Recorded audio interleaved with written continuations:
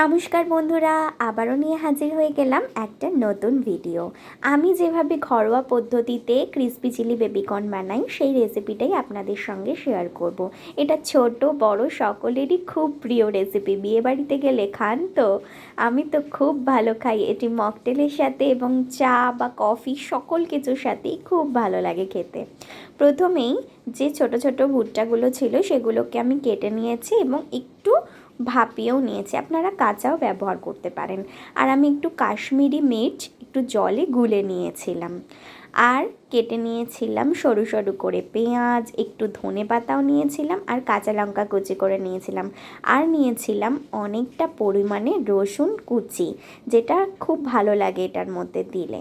প্রথমেই আমি যে কাশ্মীরি লঙ্কার গুঁড়োটা মিক্সড করে রেখেছিলাম জলের সাথে, ওই পেস্টটা খানিকটা এখানে দিয়ে দিলাম একটু নুন আর স্বাদ মতো গোলমরিচ, আর দিয়ে দিলাম এখানে 1 চামচ ময়দা এবং 1 চামচ কর্নফ্লাওয়ার।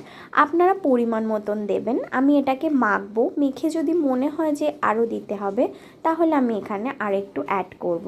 আর যদি মনে হয় যে না প্রয়োজন নেই তাহলে দেবো না, যেমন এখানে আমার আর প্রয়োজন নেই তাই আমি আর দিলাম না। সুন্দর করে মেখে 10 মিনিট আমি রেখে দিয়েছিলাম। এবারে কড়াইতে তেল গরম করে আমি একে একে এগুলোকে ছেড়ে দেব, দিয়ে হালকা হাতে নাড়াচাড়া করে লাল হওয়া পর্যন্ত ভেজে নেব।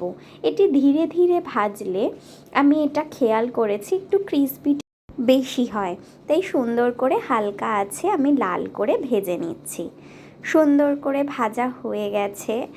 এবার আমি এটাকে তুলে নেব একটা প্লেটের মধ্যে।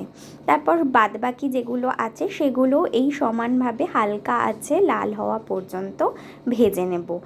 এই সময়ে আমি একটা বাটিতে 1 চামচ টমেটো কেচাপ, 1 চামচ চিলি সস আর 1 চামচ সয়া সস দিয়ে ভালো করে মিশিয়ে নেব।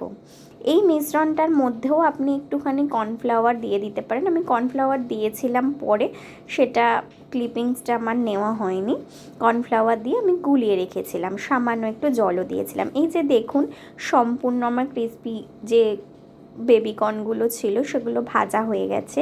এবার ওই তেলেই আমি আরেকটু তেলটা কমিয়ে নিয়েছি, বেশি ছিল বলে, সেই তেলেই আমি রসুন কুচিটা দিয়ে দিলাম।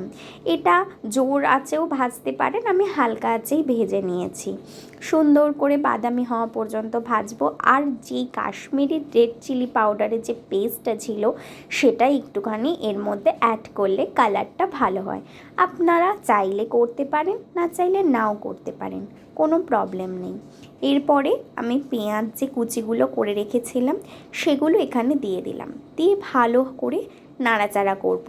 গ্যাসটা এখন একটু হাই ফ্লেমে রাখবেন, তাহলে পেঁয়াজটা ক্রাঞ্চিনেসটা থাকবে। আবার আমি স্বাদ মতো খানিকটা চিনি ফেলে দিলাম।